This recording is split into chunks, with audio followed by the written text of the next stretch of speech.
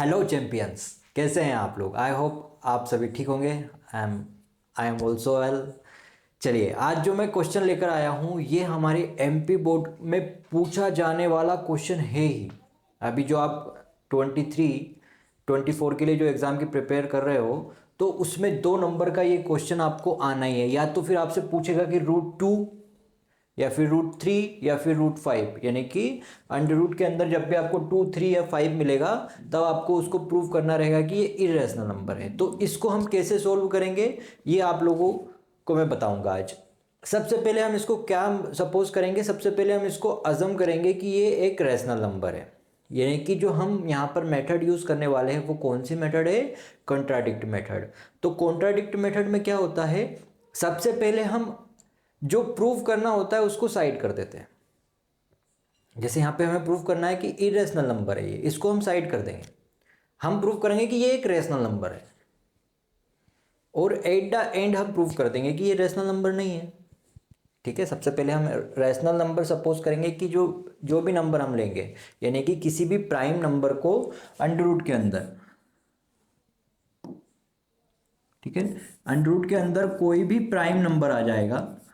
ठीक है, आपने 9th क्लास में पढ़ा हुआ है कि अंडर रूट के अंदर जितने भी प्राइम नंबर्स रहेंगे वो सारे क्या रहेंगे, इरेशनल नंबर रहेंगे।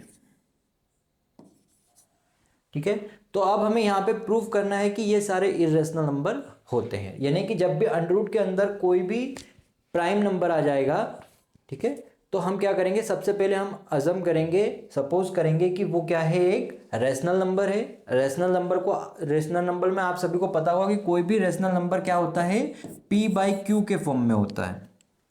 ठीक है, तो हम सबसे पहले सपोज करेंगे कि ये किसके फॉर्म में लिखा जा सकता है, p/q के फॉर्म में लिखा जा सकता है।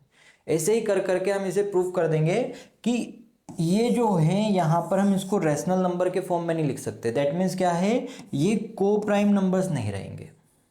सबसे पहले यहाँ पर जो को प्राइम नंबर्स का यूज करूंगा मैं, को प्राइम नंबर्स क्या होते हैं, जिनके अंदर कुछ भी कॉमन ना हो। को प्राइम नंबर्स क्या होते हैं, जिनके अंदर कुछ भी कॉमन ना हो। जैसे 3/5, इनके बीच में सिर्फ एक ही चीज कॉमन है, वो क्या है, 1। ठीक है, तो ये क्या हो जाएंगे मेरे, आप बोल दोगे ये हो गए मेरे को प्राइम नंबर्स। इतनी बात समझ में आई। चलिए स्टार्ट करते हैं। ठीक है, कि इसको कैसे सॉल्व करेंगे।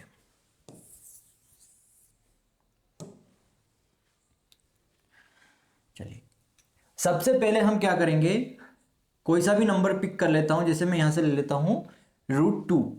ठीक है, सबसे पहले मैं इसको सपोज करूंगा, लेट √2 इज अ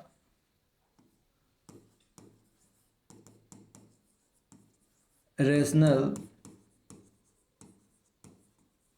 नंबर। ठीक है, इसके बाद क्या करेंगे हम, अगर मैंने बता दिया है कि ये क्या है, एक रेशनल नंबर है, दैट मीन्स मैं इसको किस फॉर्म में लिख सकता हूं, तो आप बोल दोगे हम इसको लिख सकते हैं p/q के फॉर्म में। कैसे लिख दिया मैंने, p/q के फॉर्म में। फिर मैं यहां बताऊंगा कि क्या where p and q are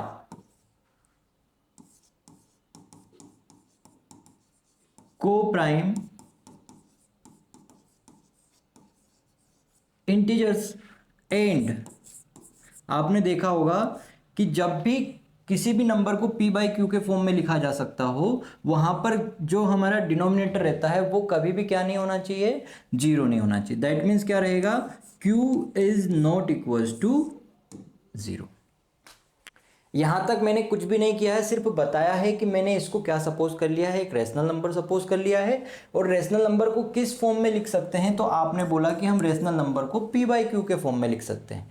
तो p/q क्या है, हमने उनको डिफाइन कर दिया कि ये को प्राइम नंबर्स है। यानी कि इन दोनों p और q में कुछ भी कॉमन नहीं है ना, कुछ भी कॉमन नहीं है इनके बीच में, सिर्फ ये है। जैसे कि अगर मैं p/1 लिखूंगा, यानी कि इसको फैक्टराइज करूंगा, तो p और 1 रहेगा और यहां पर क्या रहेगा, q/1।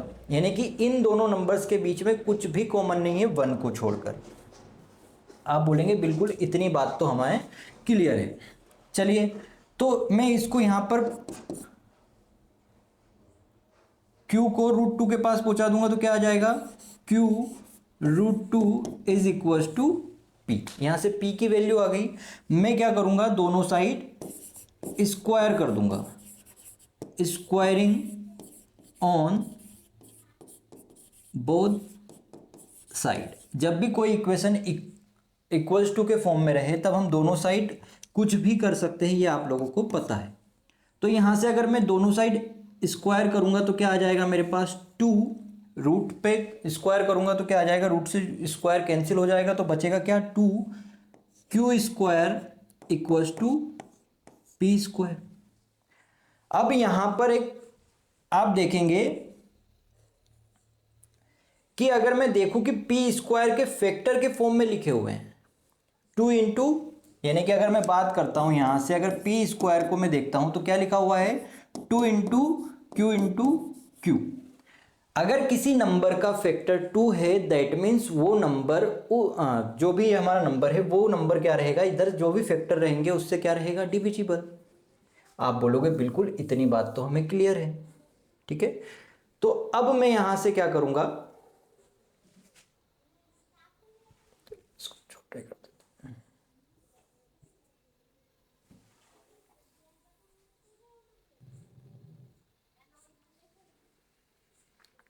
चलिए, तो मैं यहां से बोल सकता हूं कि p² is divisible by 2, then p is also divisible by 2। Sir आपने ये बात तो लिख दी पर समझ में नहीं आया कि कहना क्या चाह रहे हो। जैसे मैं अगर यहां पर सपोज करता हूं एक नंबर लिखा हुआ है 4², ठीक है, 4² लिखा हुआ है, तो मैंने यहां पर कैसे लिख दिया इसको, 2 इंटू 2⁻³ के फॉर्म में। 4 का स्क्वायर दैट मीन्स क्या हो जाएगा, 16, और जब इसको भी तुम सोल्व करोगे तो क्या आ जाएगा तुम्हारे पास, 16। दैट मीन्स अगर मैं देखता हूं यहां पर तो 4 का स्क्वायर को मैंने कैसे लिख दिया, 2 इंटू 2⁻³, ठीक है, बिल्कुल। तो मैंने अभी यहां पर कहा कि p² इज डिविजिबल बाय 2। अभी मैंने बताया था कि ये क्या है, इसके फैक्टर के फॉर्म में लिखे हुए हैं, यानी कि अगर ये 4 का स्क्वायर 2 से डिविजिबल है दैट मीन्स ये 4 भी क्या रहेगा, 2 से ही डिविजिबल रहेगा। डिविजिबल का मतलब क्या रहेगा कि ये क्या रहेगा, एक फैक्टर रहेगा, ठीक है। यहां पर जो 2 है ये p का भी फैक्टर रहेगा, जैसे यहां पर 2p² का फैक्टर है ऐसे ही यहां पर 2p का फैक्टर रहेगा, ठीक है। तो इसलिए मैंने बोल दिया कि p² is divisible by 2, then p is also divisible by 2। आप बोलोगे बिल्कुल यहां तक कोई प्रॉब्लम नहीं है। चलिए आगे बढ़ते हैं।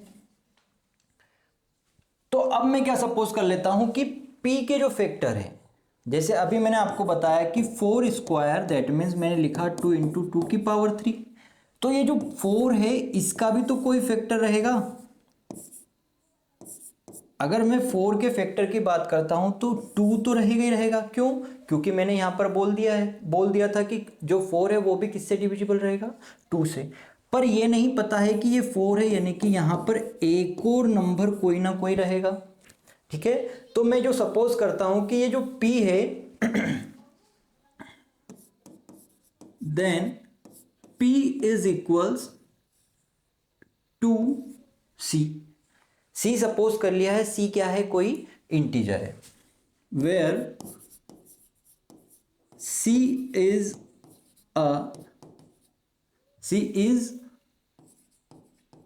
एनी इंटीजर, ये कोई इंटीजर है, ये हमें नहीं पता है कि ये क्या रहेगा, ठीक है। आप बोलोगे बिल्कुल। अब अगर मैं यहां पर p², इसको इक्वेशन फर्स्ट दे देता हूं, ठीक है, तो अगर मैं इसमें p की जगह पर उसकी वैल्यू रखता हूं 2c तो क्या आएगा मेरे पास, पहले से क्या था मेरे पास, आप बोलोगे 2 q square is equal to, यहाँ पर p था, p की वैल्यू क्या आई मेरे पास 2c का होल स्क्वायर। अगर मैं इसको सोल्व करूँगा तो क्या आ जाएगा यहाँ से 2q square as it is, यहाँ से इसको सोल्व करूँगा दैट मीन्स क्या आ जाएगा 4c का स्क्वायर। इस 2 को इसके डिवाइड में लेके जाऊँगा तो यहाँ से क्या बच जाएगा मेरे पास q square is equal to 2c का स्क्वायर। तो अब यहां से वापिस एक बात समझ में आई कि जो Q है, इसी तरह से मैं यहां पर लिख देता हूं Q square is divisible by 2, then Q is also divisible by 2। तो यहां से एक बात ये समझ में आई कि P भी डिविजिबल बाय 2 है और Q भी डिविजिबल बाय 2, यानी कि P और Q के कॉमन फैक्टर क्या हो गया, आप बोलोगे 2। जब P भी 2 से डिवाइड हो सकता है और Q भी 2 से डिवाइड हो सकता है, दैट मीन्स क्या हुआ कि जो 2 है इन दोनों का कॉमन फैक्टर है। और अभी मैंने यहां पर लिखा था कि ये दोनों क्या हैं, को प्राइम नंबर्स, यानी कि इनमें कोई भी कॉमन फैक्टर नहीं है। पर यहां पर तो हमें कॉमन फैक्टर मिल गया 2। तो यहां से मैं क्या बोल सकता हूं, hence P and Q are having a common factor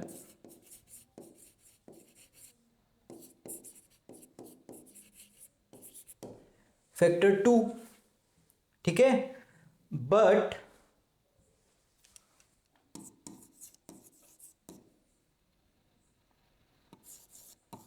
we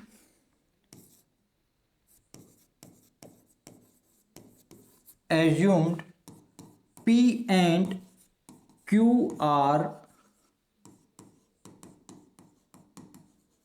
co-prime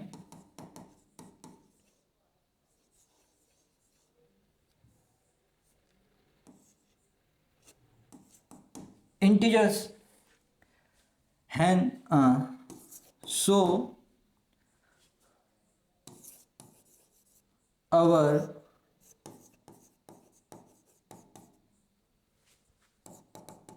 assumption is wrong।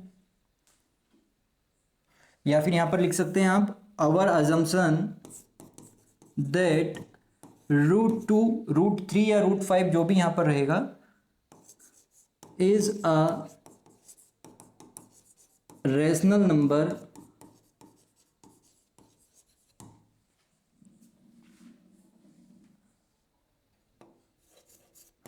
is wrong। ये क्या है हमारा wrong है। तो मैं यहां से लिख सकता हूं hence we can say that √2 is an irrational number।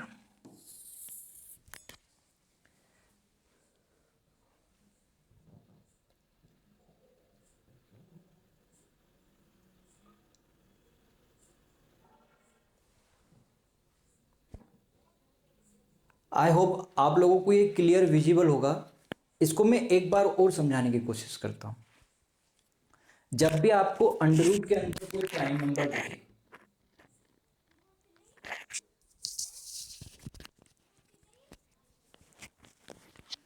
मैं आपको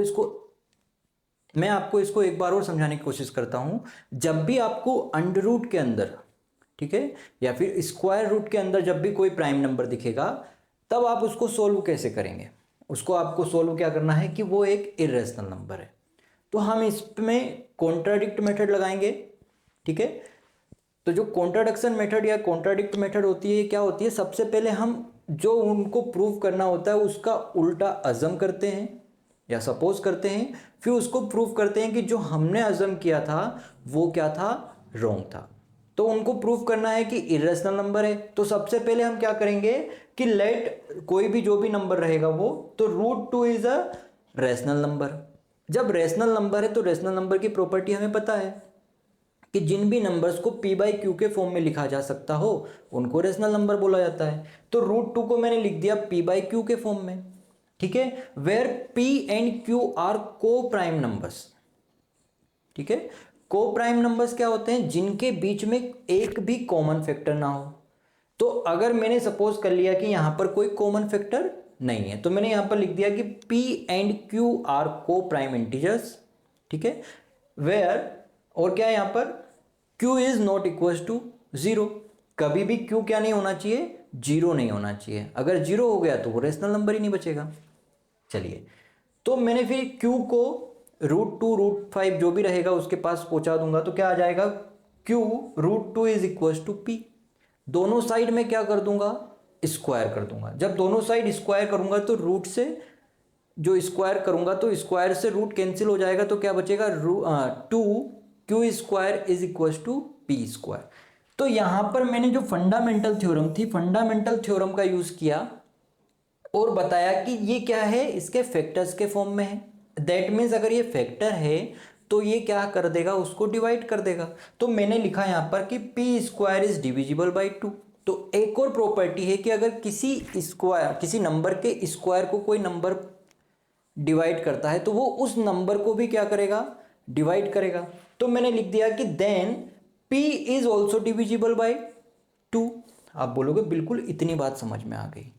जब p 2 से डिविजिबल है दैट मीन्स p जो 2 है ये p का कोई फैक्टर है। आप बोलोगे बिल्कुल कि 2 p का कोई फैक्टर है। तो क्या एक ही फैक्टर होगा? नहीं, उसके साथ कोई और इंटीजर भी होगा। तो मैंने p को सपोज कर लिया कि p क्या है, 2c के फॉर्म में है, यानी कि c कोई इंटीजर है। अब यहां पर मैंने इक्वेशन फर्स्ट जहां पर आई थी उस पे मैंने क्या कर दिया, p की वैल्यू पुट कर दी। तो 2q² इज इक्वल 2c, जहां पर p था वहां पर क्या रख दिया, c रख दिया, उसका स्क्वायर किया, इसको सोल्व किया तो मेरे पास क्या आएगा, q² is equal to 2c²। तो अभी मैंने आपको बताया कि ये फैक्टर्स के फॉर्म में है, तो मैंने वापिस यहां पर बोल दिया कि q² is divisible by 2, then q is also divisible by 2, यानी कि जो q है वो भी किससे डिविजिबल रहेगा, आप बोलोगे 2 से। तो अभी तो मैंने आपको बताया कि p और q क्या है, को प्राइम इंटीजर्स है, यानी कि इनके बीच में कुछ भी कॉमन नहीं है। जब कुछ भी कॉमन नहीं था तो फिर यहां पर भी 2 से डिवाइड हो रहा है, यहां पर भी 2 से डिवाइड हो रहा है। दैट मीन्स फैक्टर तो हुआ, यानी कि कॉमन फैक्टर क्या हो गया, 2 हो गया। तो जो हमने अज़म किया था कि ये एक रैशनल नंबर है तो वो गलत हो गया। तो our assumption is wrong, hence √3, या वी कैन से दैट √2 √3 या √5 जो भी आप नंबर लोगे वो क्या रहेगा, एक इरेशनल नंबर। आई होप आप लोगों को ये बिल्कुल समझ में आया होगा। अगर कोई भी डाउट रहता है तो आप मुझे कमेंट बॉक्स में मैसेज जरूर कीजिएगा कि हाँ समझ में आया कि नहीं आया। अगर समझ में आता है तब भी आपको कमेंट करना है, अगर नहीं आता है तब भी आपको बताना है, ठीक है। चलिए, अगर वीडियो अच्छी लगे तो अपने जो क्लासमेट वगैरह रहे या छोटे भाई बहन जो भी हों 8 9 10th में, उनके साथ वीडियो को ज़रूर शेयर कीजिएगा या फिर चैनल को ज़रूर शेयर कीजिएगा। और आपके लाइक में कोई कंजूसी नहीं होनी चाहिए और कमेंट में भी कोई कंजूसी नहीं होनी चाहिए और शेयर में भी कोई कंजूसी नहीं करना है, ठीक है। आपके सपोर्ट से ही मैं ऊपर आऊँगा और जो मेरा एम है कि मैं जो फ्री ऑफ एजुकेशन के साथ साथ आपको एक क्वालिटी एजुकेशन प्रोवाइड करवाना चाहता हूँ, वो मेरा जो एम है वो पूरा हो जाए, मैं ज़्यादा से ज़्यादा लोगों के पास रीच कर पाऊँ या पहुँच पाऊँ। चलिए, नेक्स्ट वीडियो में मिलते हैं, तब तक के लिए बाय बाय।